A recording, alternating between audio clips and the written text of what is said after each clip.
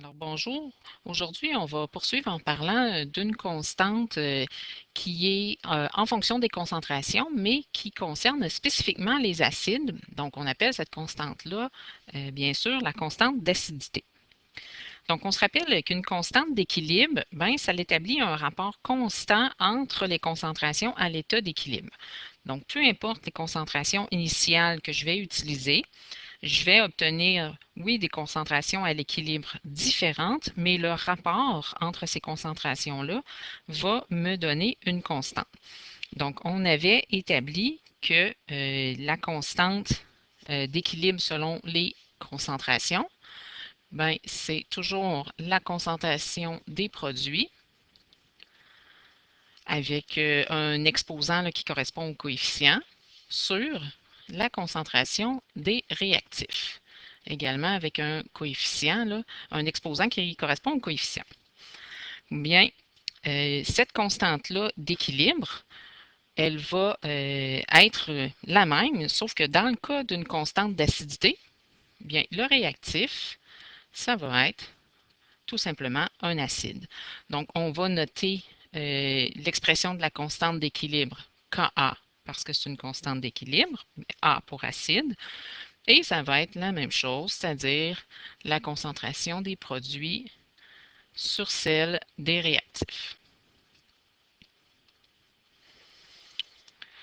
Donc, qui dit constante d'équilibre, ben, dit état d'équilibre. Donc, une constante d'acidité, on va pouvoir calculer ça, mais seulement pour des acides faibles. Donc, si on est en présence d'un acide fort, bien, on n'a pas d'état d'équilibre. Donc, par exemple, si j'écris l'équation de dissociation du HCl, bien, j'ai H+ en phase aqueuse avec Cl- en phase aqueuse. Et je n'ai pas d'état d'équilibre en fait.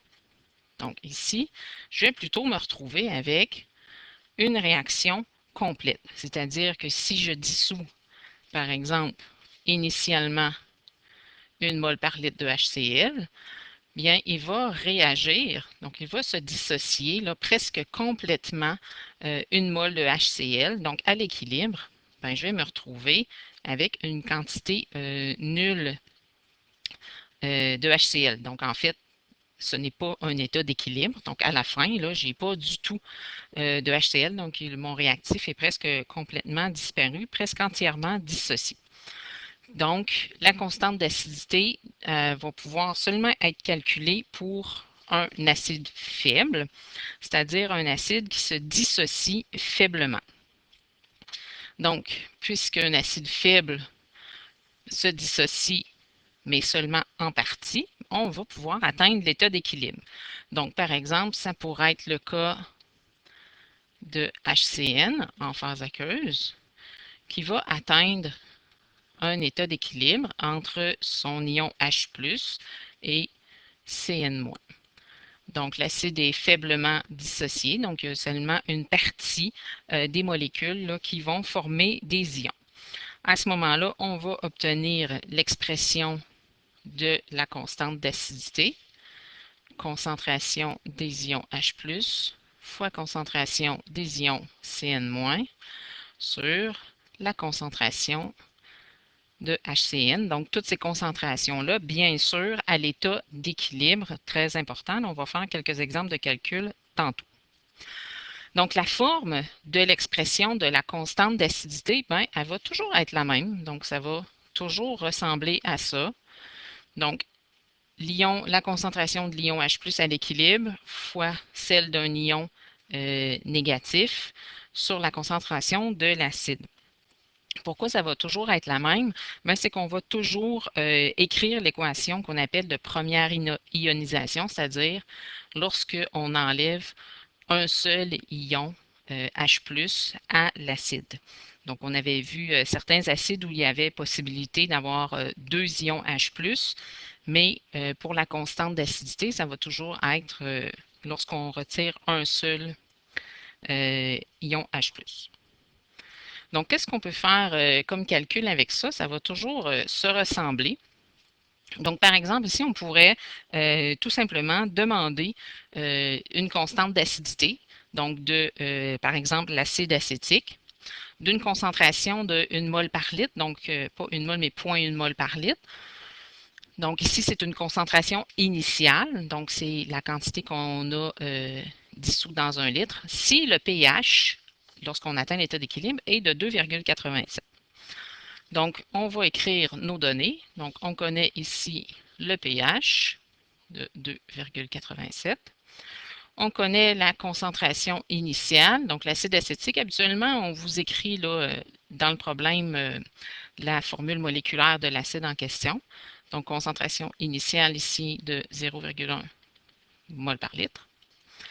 Et on demande quelle est la valeur de la constante d'acidité. Donc, la première tâche, ben, ça va être d'écrire l'équation balancée. Donc, on a CH3COOH qui va se dissocier en un ion H+, et CH3COO-, le tout bien sûr en phase aqueuse. Donc, une fois qu'on a écrit ça, on va écrire dans notre tableau à 3 lignes, donc pour résoudre les problèmes en lien avec les équilibres chimiques. Donc, qu'est-ce qu'on connaît des concentrations initiales et à l'équilibre? Donc, ce qu'on sait, c'est que notre concentration initiale ici est de 0,1 mol par litre. Et puis, au départ, ben, on n'a pas mis d'ion acétate, donc ici, c'est 0. On a seulement mis de l'acide acétique. Et puis, l'ion H+, ben, comme on met dans l'eau, bien, on sait qu'il y a un petit peu d'ion H+ dans l'eau, mais il n'y en a vraiment pas beaucoup, donc c'est seulement 1 par 10 à la moins 7. Donc, on va négliger cette quantité-là d'ion H+. Donc, c'est environ égal à 0.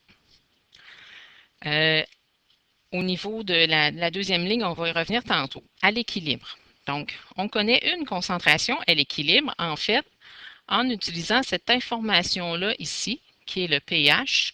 Donc, on sait que le pH, en fait, ça nous dit la concentration d'ion H+. Donc, lorsqu'on mesure le pH après dissolution, bien, on s'aperçoit que on n'avait presque pas au départ, parce que dans l'eau, on avait un pH neutre de 7. Et quand on ajoute de l'acide acétique, bien, on se retrouve avec un pH de 2,87. Donc ça nous indique qu'il y a des ions H+ en solution. Il y en a pas mal plus qu'il y en avait. Il y en a combien? Bien, on a dit précédemment que la concentration d'ion H+, bien, c'est 10 exposant moins pH. Donc, 10 exposant moins 2,87. Et ça ici, ça vient toujours me donner l'information ici dans le tableau, donc 10 à la moins 2,87. Donc, on peut temporairement l'écrire de cette façon-là. On peut aussi, si on veut transformer cette valeur-là, donc si on l'écrit sur notre calculatrice, on va avoir 1,35 par 10 à la moins 3 là, mol par litre. C'est certain qu'en le transformant, on peut perdre un peu de précision, mais on va arriver là, quand même à une valeur assez approchante. Donc, si on a à l'équilibre 10 par exposant moins 2,87 mol par litre de H+, ben, c'est qu'on a eu une variation qui est équivalente à ce qu'on retrouve à l'équilibre. Donc, ici, on va écrire plus 10 exposant moins 2,87. Comme on a ici une relation 1 pour 1 en stoichiométrie, puis je vous rappelle là, que la deuxième ligne ici de notre tableau respecte les rapports stoichiométriques. Ça veut donc dire que s'il y a eu formation de 1 ion H+, ben, il y a eu formation de 1 ion CH3CO-, donc 1 pour 1. Donc ici aussi, plus 10 exposant moins 2,87. Ce qui nous indique également qu'ici, dans le fond, il s'est dissocié, moins 10 exposant moins 2,87. Donc, parmi la quantité que j'avais au départ de 0,1 mol par litre, il s'en est dissocié 10 à la moins 2,87. Donc, à l'équilibre, je vais me retrouver avec 0,1 moins 10 à la moins 2,87. Et à l'équilibre ici, bien évidemment, comme j'en avais pas au départ, ça va être 10 à la moins 2,87. Donc, j'ai maintenant mes concentrations à l'équilibre. Et qui dit concentration à l'équilibre dit qu'on peut maintenant calculer la constante d'équilibre qu'on appelle ici dans ce cas-là constante d'acidité parce que ça concerne spécifiquement un acide.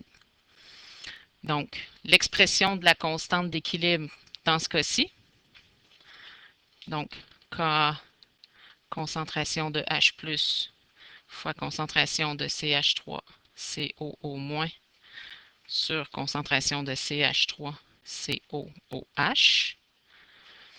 On remplace par les valeurs qu'on a déterminées à l'équilibre. Donc, 10 à la moins 2,87 fois 10 à la moins 2,87, donc au carré, divisé par 0,1 moins 10 à la moins 2,87. Et lorsque on entre ça dans notre calculatrice, on obtient la valeur suivante, c'est-à-dire 1,84 par 10 à la moins 5.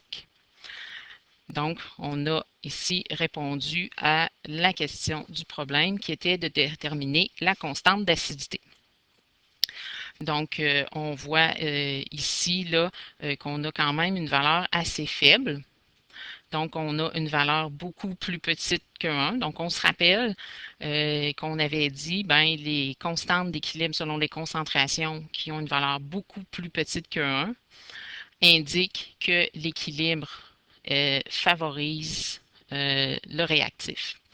Donc, j'ai une beaucoup plus grande concentration de réactifs que ce que j'aurai de produit.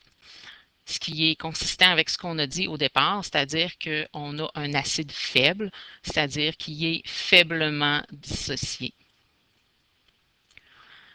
Donc, un autre exemple de calcul qu'on peut faire avec ça et qui, à mon sens, est un peu plus difficile là, mathématiquement surtout, c'est lorsqu'on va plutôt chercher le pH, parce qu'on a toujours les mêmes trois variables dont on dispose, c'est-à-dire les concentrations initiales, le pH et la constante d'acidité.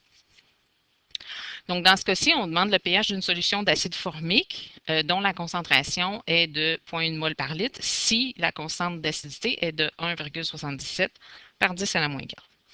Donc, on écrit ce qu'on connaît. Hein? On connaît la valeur de la constante d'acidité. Et on connaît la concentration initiale de l'acide. Et dans le fond, on cherche le pH. Donc, comme tantôt, on va écrire notre équation de dissociation. Donc, on a l'acide formique qui libère un ion H+, et HCOO-, le tout en phase aqueuse. Donc, initialement, ici, ce qu'on connaît, c'est qu'on a 0,1 mol par litre lors de la réaction et à l'équilibre. Donc, dans ce cas-ci, on n'a pas d'informations sur le pH, donc on ne connaît pas la concentration à l'équilibre de l'ion H+. Ce qu'on sait, c'est qu'au départ, il y en a à peu près pas, 10 à la moins 7, et ici, il n'y en a pas du tout. Donc, comme on n'a pas d'autres informations, bien, on va être obligé de poser comme variable X, c'est-à-dire qu'on a une quantité X ici d'acide formique qui s'est dissociée. À chaque fois qu'il se dissocie une molécule d'acide formique, bien, il va se former un ion H+, et un ion HCOO-. Donc, on aura finalement un seul inconnu. Donc, à l'équilibre, 0,1 moins X, et ici, X et X. Donc, on a ici nos concentrations à l'équilibre. Donc, on va utiliser ça avec la valeur ici de la constante d'acidité qui nous était donnée dans le problème. Donc, si on écrit l'expression de la constante d'équilibre, ben, on obtient Ka égale concentration de H plus, concentration de HCOO- sur concentration de l'acide. Et on va utiliser, dans le fond, les expressions qu'on a retrouvées ici, qu'on va remplacer, et on va remplacer Ka par la valeur qui était donnée dans le problème. Donc, on va obtenir l'égalité suivante, 1,77 par 10 à la moins 4 est égal à x fois x, donc x carré, sur 0,1 moins x. Donc, on a une équation, un seul inconnu. Donc, on va résoudre cette équation-là. Donc, on voit là apparaître ici une équation de deuxième degré. Donc, je vais en résoudre une partie pour vous, là, pour vous indiquer comment commencer. Donc, on va multiplier par la parenthèse qu'on retrouve au dénominateur. Ça va nous donner 1,77 par 10 à la moins 4 fois 0,1 moins x égale x carré. Une fois qu'on a fait ça, on peut distribuer ici le coefficient qui est devant la parenthèse. Ça va nous donner 1,77 par 10 à la moins 5 moins 1,77 par 10 à la moins 4 x égale x carré. Et on va regrouper nos termes du même côté de l'équation et on va les placer tout de suite dans le bon ordre là, qui correspond à A, B, C. Donc, on obtient que 0 égale x carré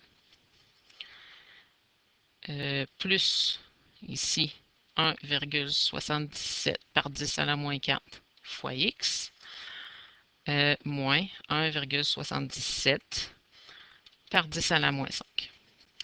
Donc, notre expression de deuxième degré est trouvée. On va pouvoir la résoudre. Donc, je vous rappelle qu'ici, on a la valeur de A qui correspond à 1.